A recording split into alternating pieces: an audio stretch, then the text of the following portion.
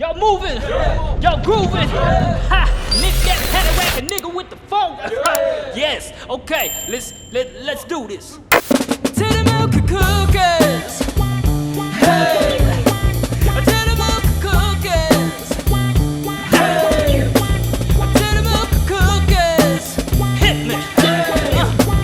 Titty milk and cookies. Titty milk and cookies.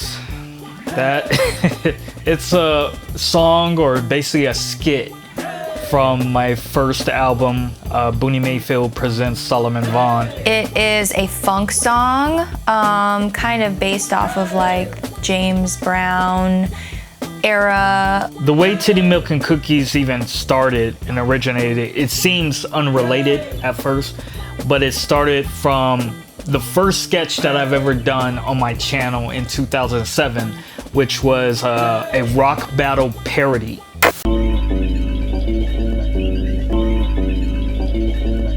It's time to check out my battles, man. I know I've won all 15 of them. It was this platform where producers got to battle with their beats online. A lot of times when producers were battling on there, like a lot of people took it way too serious. I just wanted to make a parody of it.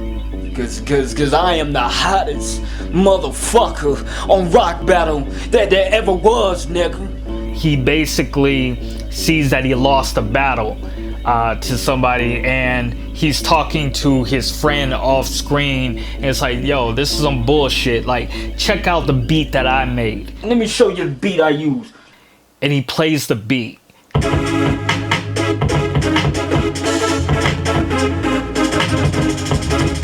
Hear that shit?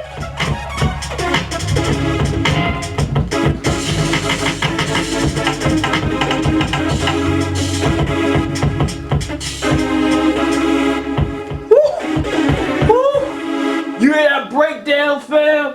And then he plays the other producer's beat that won. Let me show you what this motherfucker did, man.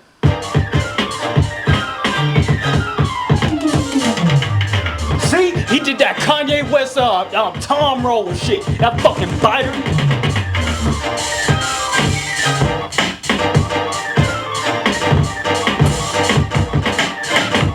I think it's... The drums are totally offbeat. Things are not in key. I was just... That ended up leading to something else.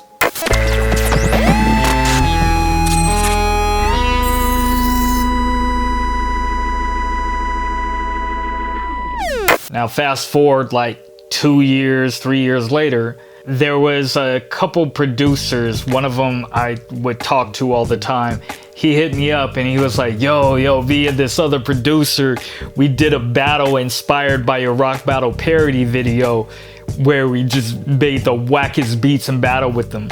Whoever won had like the funniest, wackest beat. That was funny to me. And so around this time, I was online a lot on video chat with Xavier Garcia and his partner, Black Vega. We started having our own whack beat battle contest. I made this beat called Teletubbies and Skittles.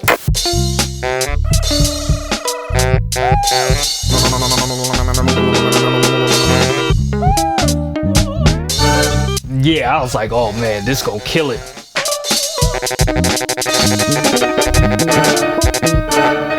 They hear it, they're cracking up.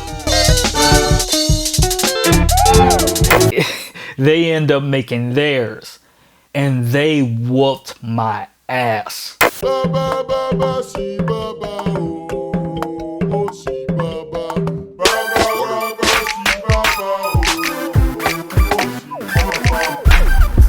That beat was so hilarious, like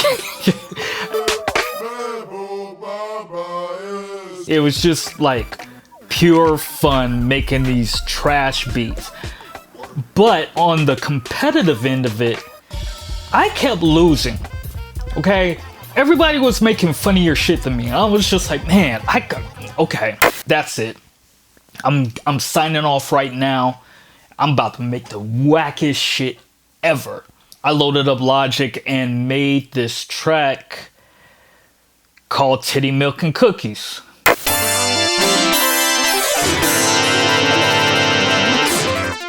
Titty milk and cookies. Titty milk and cookies. Titty milk and cookies, baby. Titty milk and cookies. Once I got back on and we got to our next round and I played that. Titty milk and cookies. Ooh, titty milk. We never had another battle after that. There was no beating Titty Milk and Cookies. I was just like, all right, that's it, you win.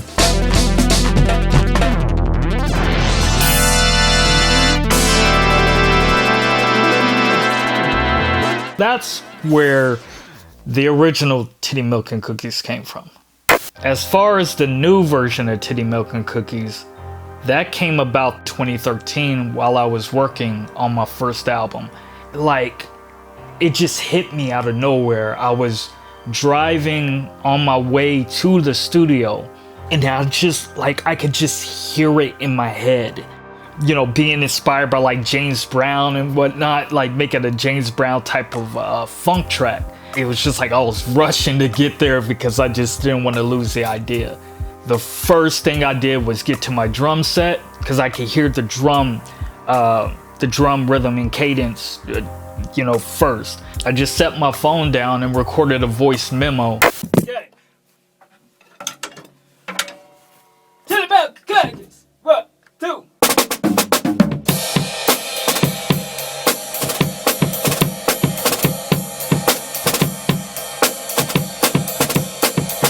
As soon as I finished Titty Milk and Cookies, I hit up Janie. It was like late at night. She was still at home while I was at the studio. And so we got on video chat, we were using iChat back then. Solomon had called me very excited about his new version of Titty Milk and Cookies. I was like, babe, I gotta show you this. You gotta hear this. I was like, all right, like, let's hear it. So I played it for her. And I was like, that's really good.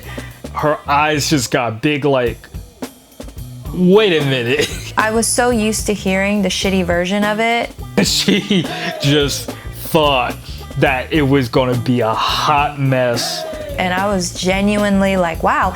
And he sounded really great. She was like, you actually sound good singing. Like, your singing voice sounds good. I was like, really? Saul sounded so good in the song.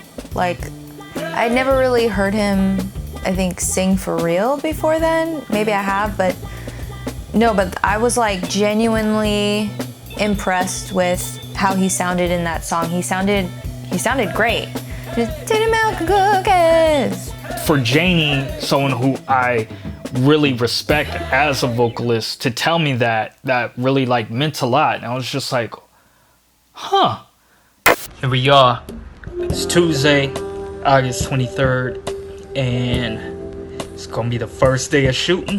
Fast forward another 3 years, it's 2016, and that's when I start working on my first short film, Ho Ho Ho, A Bad Santa Carol. Jingle bells, jingle all the way, bitch.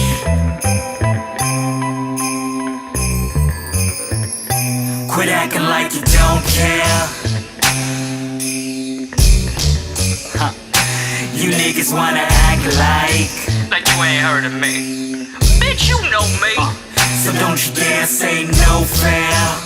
Don't come with that shit. Nah. Cause tonight I might pack light. No presents, you just wanna be Scrooges. Who you talking to? Sometimes what I do when I'm kind of going through some things, like with frustration and stuff like that, I take that pain and I transmute it to comedy. Like I turn it into something I can just laugh at and have fun with. You know, that's just part of who I am. And so then that's why I said, you know, in one of my songs, like, you know, people wonder why I'm always trying to get a laugh. I probably need it more than you do. It's a part of ways that I heal. So I made this song, Santa song, where I'm just talking shit. And it was so much fun. I remember we were living in Dallas at this time, and I'm recording the song. I remember like Janie was on her other computer across the room working on some stuff on the guitar. I was just had my headphones on across the room working on this Ho Ho Ho song. It was like really cool and like laid back. It kind of gave me like outcasty vibes when I first heard it. I thought it was really cool. It was just like a new sound he was exploring. It was different, and I think from that it kind of evolved into what his Black Floyd music is now. And by 2016, I was taking a break from like just making new music. I wanted to make a video for something. It had been like years with all this music, I had no visuals. Something kept pulling me to the Santa song, and I'm like, that would be fun. Solomon had a breakthrough for the short film after he saw the Humpty Hump video. Shock G had like an alter ego in that video, and so it kind of made him think, oh, maybe I can do something with this Santa character and be like a different kind of Santa with a different kind of outfit and look and all that. So he was like super excited after it kind of just like hit him after seeing that video. Realizing that if I connect some of the skits that were on the first album leading up to Ho Ho Ho, it's like a whole story could happen. I could use Titty Milk and Cookies, the Boondock skit, all that leading up, kind of taking the character from that Titty Milk and Cookies song and creating this storyline that leads to the Santa song. Oh, there you are. Okay, rolling. Okay. Number is called Titty Milk and Cookies. So let's get this grooving, y'all. Y'all ready? Y'all moving? Y'all grooving? Ha! Nick that paddle rackin' nigga with the phone. Yes. Okay. Let's do this. Titty Milk and Cookies. Hey. Titty Milk and Cookies.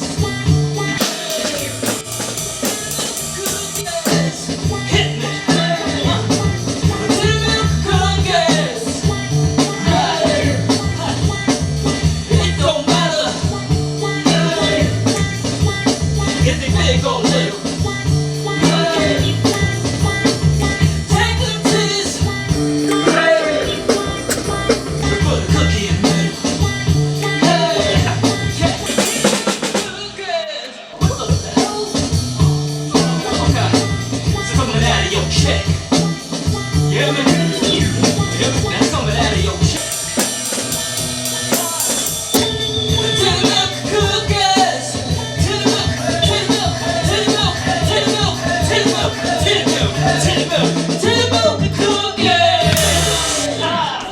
Can I talk to you for a minute? I didn't mean to, man. Being able to finally do the visuals for Titty Milk and Cookies felt like a dream come true. Solomon had been working with our neighbor Stuart, who has a background in videography and editing and things like that. When I told him about the idea, and I was like, well, it's gonna be like multiple versions of me and all that stuff, like, can we do that? And he was like, yeah. They did where like, you know, Solomon was playing like different characters, you know, when they were doing like Boondock Holiday Season, they were doing that. And then when they were on the stage, they had it set up where he was playing all of the instruments. So he was the singer, he was on the keys, he was the drummer. It was just very well done. It looked legit, like it looked like they were all in the room together, all playing together. And then he had like, you know, he made it look old school because it kind of looked like one of those old TV shows where like James Brown was performing or whatever. And so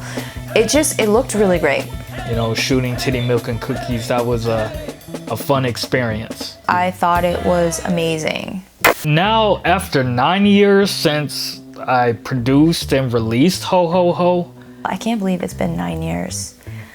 Wow, that's crazy. It was definitely like the precursor to Boon TV, obviously. I look back at that short film and it is far from perfect. Some people didn't understand it, they didn't get it, you know, and some people felt like, oh wow, this is amazing, and it's kind of abstract and weird. I'm still so proud of it. I learned so much from that process. It's something that he put his whole heart into, and you have to understand with things like this. He made all of the music. He funded this all on his own. He found somebody to do this project with, and he was there the whole time editing that whole thing, watching Stuart edit it and giving his 2 cents and things like that. And it really just helped him grow as an artist. I think it was just one of those things that was supposed to happen. With the Santa character, I really wanted to use that character for like future projects. I definitely could see the Santa being used for other projects, just wasn't sure like what? I couldn't quite figure it out. I was thinking of doing some kind of like series of skits or things with him. We didn't really get to hear the Santa character like speak, and so it was kind of like still very open to like molding this character into something else. And during that time, that's when the election was going on, and that was a hot mess. I had this idea of like, maybe I could make this Santa character like he's running for Santa Claus, you know, but he hates kids. But he's still running or whatever, but that didn't really connect for me. So it was just like, all right, well, I don't know what to do. But once it was used in Boon TV, chef's kiss. And by the power of the Christmas spirit and the stripes of my candy cane, I'll mollywop the devil out your naughty ass kids. It's Santa ho. Now we fast forward some years later. It was around like January, February 2021, months before we even were working on Boon TV. Solomon loves to watch World's Dumbest criminals, World's Dumbest partiers, World's Dumbest performers. He loves that shit. He loves ridiculousness. He loves all that shit where people are like falling on their ass or doing dumb shit. I don't know. He's into it. So I had World's Dumbest on, and then this clip in the countdown is of this preacher who is basically cussing everybody out. I don't give a fuck what you think, bitch. Your thoughts ain't my thoughts. Bitch, I'm flowing straight from the survival scroll. Cut that bitch off. Next caller. I was just laughing so hard, like this was for real. I was like, nah, I gotta look for this. Like, where did this come from? And I find his videos on YouTube, Reverend X, and his show, his public access show he had in the mid-90s called Spirit of Truth. The devil is a motherfucking liar. So you know I ain't worried. Biatch. You know, we weren't sure if Reverend X was real or if he was just like an actor doing this character, but he really caught Solomon's eye and ear because whether he was fake or not, Solomon found him funny as shit. I come in the name of Jesus by the power of the Holy Spirit. It don't matter how you come with me. If you down doing what I'm talking about doing, lawyers and get this book open. Trained in these words to get the poor, the fatherless, and the widows up out of them penitentiaries. If you down with that, you ain't down with that, shut your goddamn ass up. He was like, this guy's fucking hilarious. Solomon's always been into like people who like to cuss people out. Like, he's always been into like hotheads. Like, Charles Barkley was his favorite basketball player when he was a kid. And he loved Raphael from the Ninja Turtles. He loved Wolverine from X-Men. And honestly, if he was a kid today, his favorite basketball player would probably be Draymond Green. I don't know. Like, I don't know. Or like Dylan Brooks or something. I don't know. And so he loved Rev X when he saw him. He was like, this guy's fucking funny. And then we went on YouTube and then went down the rabbit hole of watching all this shit. And it's wild. To me, it was like, this has to be a perfect example of trolling. Trolling people before there was ever trolling people in the 90s. But watch long enough, you kind of just realize, like, wait a minute, I think he might be for real. He just says the craziest things. You're like, is this guy serious right now? Does he really think he's God? And then he's like cussing all these people out, like calling in, like, what does he say? Yeah, he's like, direct me upon the path, biatch. Okay, sir, you're an idiot. You need help. Okay, thank you. You gonna give me some help. You gonna help me by telling me I need help. Won't you give me the line where I'm helped at then? Direct me upon the path.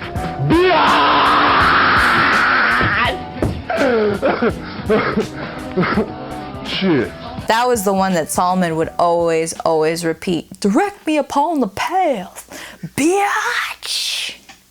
I don't remember the exact moment that the idea of like merging my Santa character with the inspiration of Reverend X happened, but when it did, it was like it made perfect sense. He wanted to have that same fiery attitude, and instead of him thinking that he was God, like Rev X thinks he thinks he is the real Santa. So he's sitting there arguing with people calling in who is like, you're not Santa, and he's like, yes the fuck I am. And it's hilarious. It was bringing back my Santa character like I'd been wanting to for years, and then also like kind of just paying homage in a way to the Reverend X character and stuff. Santa X is honestly a chef's kiss for me. It is so perfect.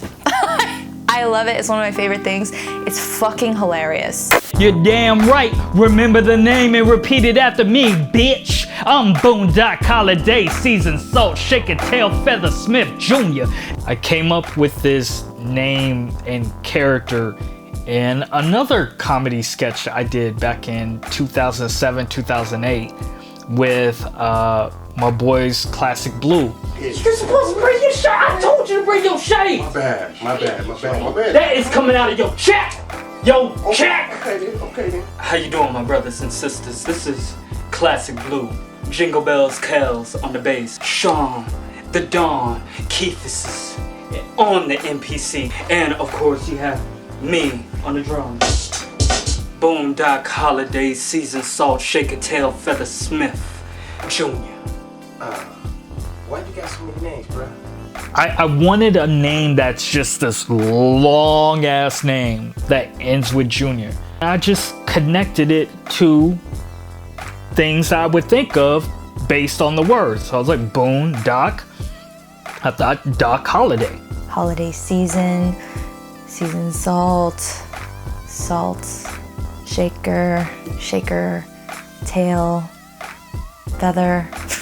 It just rolled like rhythmically and everything, and so I was like, yeah, that's the name. I feel like people were like into it because it was so silly, and then he brought it back when he put out his first album, and then he brought it into a short film, Ho Ho Ho, A Bad Santa Carol. It's pretty easy to remember because he just kind of like fit everything. Connects to words that are all related to each other in some way.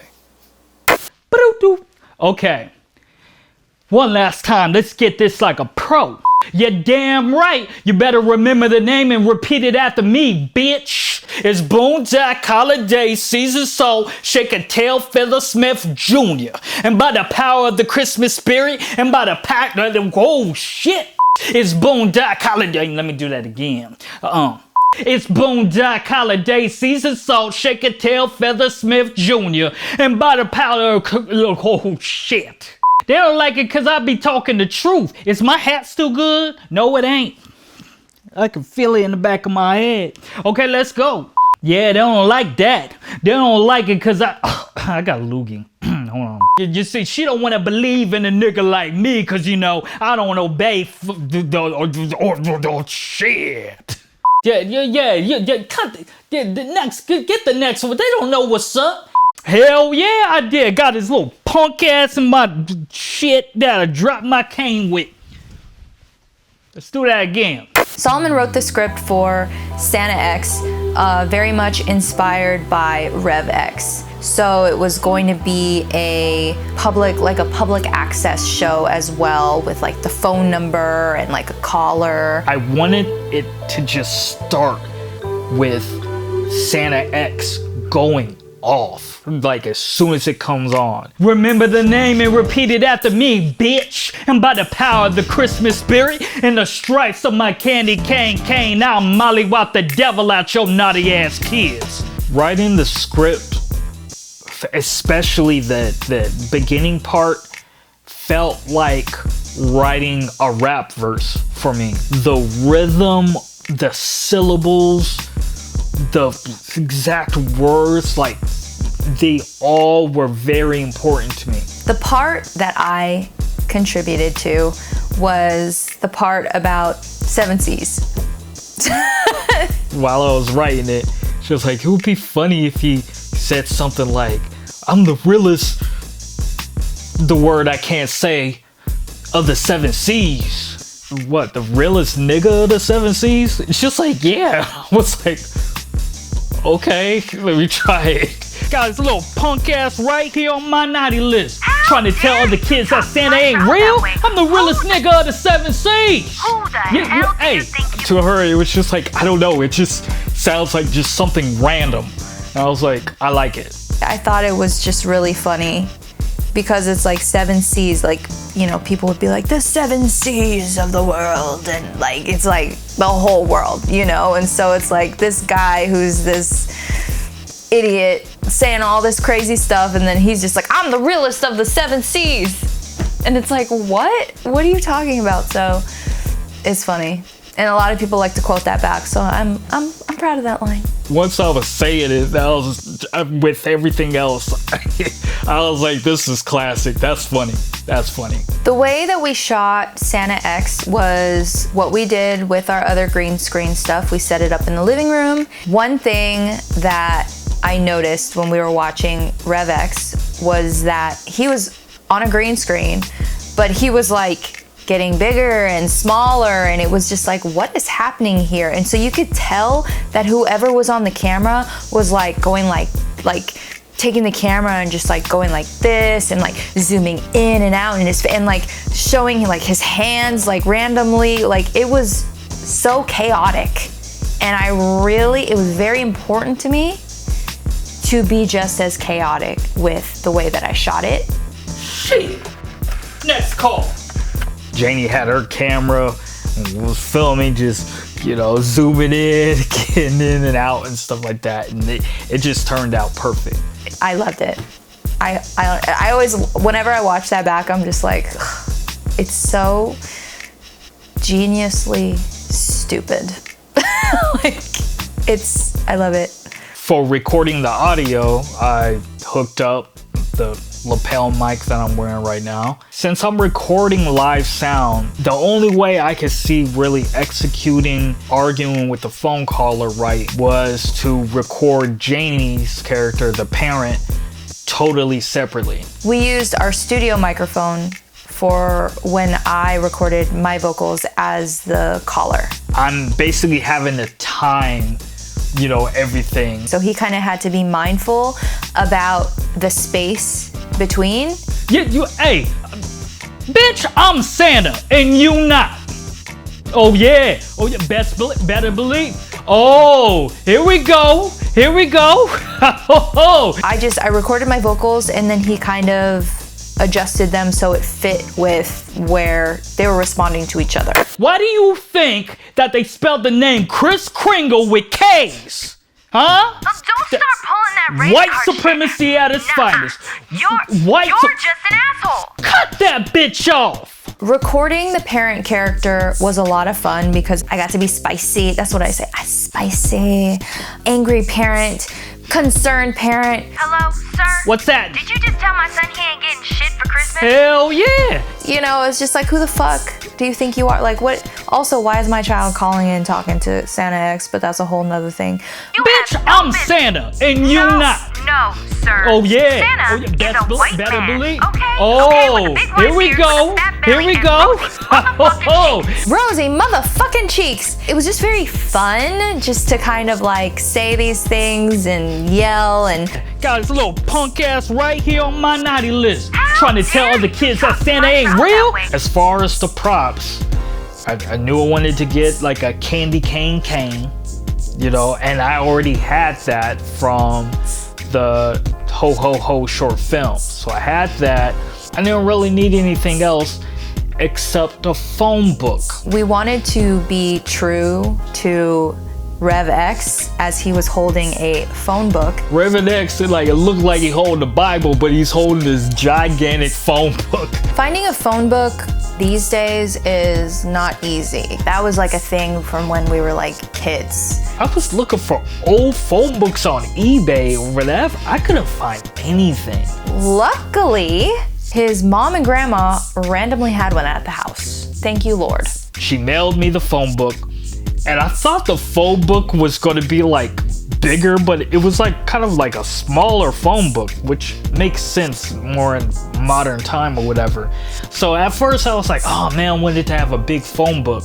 But once we started shooting and had it, I'm like, actually, this is perfect. And it worked out so perfectly because Santa has a list of naughty kids, you know, and so that was his phone book. Okay. Oh, try to look at the camera more. Okay, Like you're talking to the camera. Gotcha. Editing the Santa X skit was fun. Working on the green screen, finding the background. Again, wanting to stick to being true to our inspiration. Giane really did like the designs, you know, to make it look like Reverend X's videos. I had the video of Reverend X up so I could literally make the design of our screen very similar to his. You know, we had the phone number, the date, spirit of Xmas in the corner. And so yeah, it was just very intentionally made to look like his because it's definitely like a spoof, very inspired homage. We were basically taking Rev X and merging Rev X with an original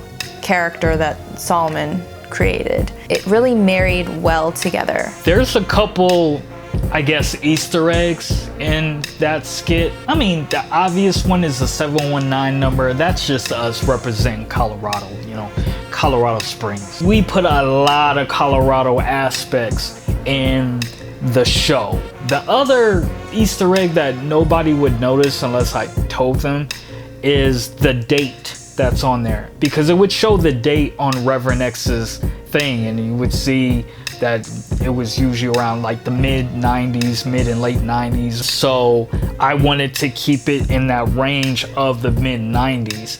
And of course, since it's this Santa character, it was like, okay, it's got to be in December 1995, 6 or 7. What I thought was like, what hip-hop albums came out in December 95, 96, 97, maybe even 98? And I went through looking at hip-hop albums released in those times. And then I got to December 10th, 96, and that's when Redman's Muddy Waters came out. That was perfect. I'll always remember when I got that album. No one else will notice that, but it's just to pay homage because of how much Redman has influenced me. You could tell it's like it's a little infused with the Santa character as well. So Muddy Waters, that day that Santa's cussing out this parent, Muddy Waters was out. Great day. I did knock this out. Got the West Coast, you know, jingle bells.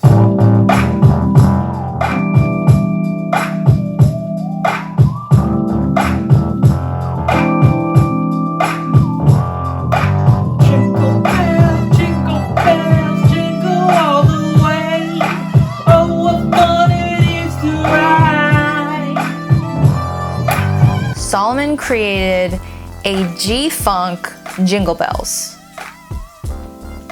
What? Seriously. It's so good.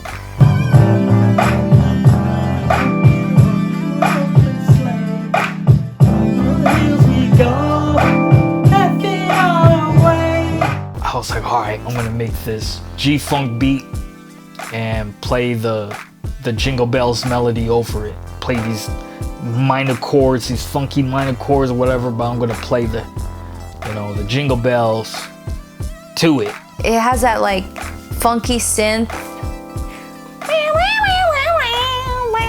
Whatever, I don't know. Like in Reverend X's videos, he always had music playing in the background. He'd be having Mystical, Tupac, Biggie, all that stuff in the mid 90s and everything. But he played a lot of West Coast because him being from the West Coast. It's always something I wonder, like, do people even notice that? I know some people do, but yeah. The things I learned from this experience, nothing ever really goes to waste if you don't just discard and disregard everything that you've ever done. The fact that Titty Milk and Cookies came from intentional trash and became actually a good song. I mean, Titty Milk and Cookies is like a lot of people I know like favorite song from me. I mean, I got so many songs that it's like serious, but I mean, people are always like, man, I love that Titty Milk and Cookies. Solomon gave a really great performance with Titty Milk and Cookies, playing all of his characters. He was dancing and just like killing it on the mic, it's like really just displaying things that a lot of people probably didn't realize were in him if they didn't know him. Solomon is not just somebody who produces music. Like, he was a b-boy when he was younger. He was a dancer. He's an actor. He does all these things, and I think Ho Ho Ho Bad Santa Carol displayed that, like put it on full display, and then doing Boon TV and in Titty Milk and Cookies, you could see all the things that he did. Because you also have to remember, he produced that song. Like, guys, this is like, take it in, right? He does all this stuff. It's, I don't know what to tell you. It's crazy. Then to take that and then the next one, the channel flip, and it get to that Santa character that he becomes from that film that Titty Milk and Cookies is on, it was just perfect. When Santa X was finished, I was so proud of it. Like, so proud of it. It was so good. It was so funny. Like, honestly, so well done.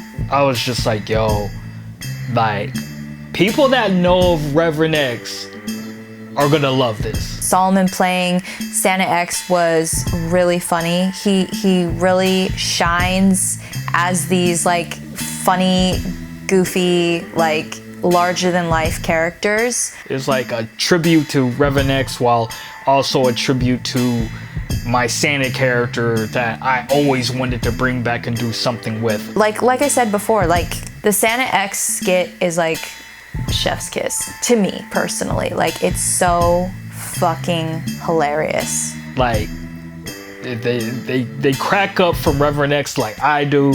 I think they'll enjoy this. I felt really good about it.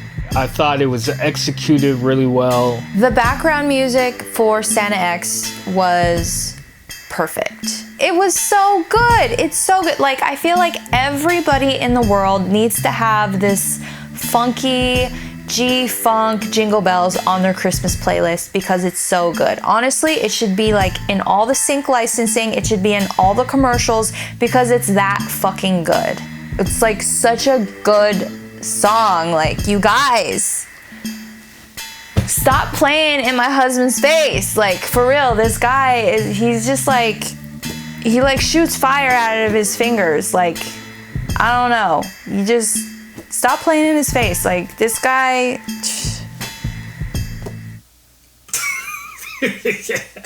Well, thank you, babe. You're welcome. Getting tired of these motherfuckers. Shit.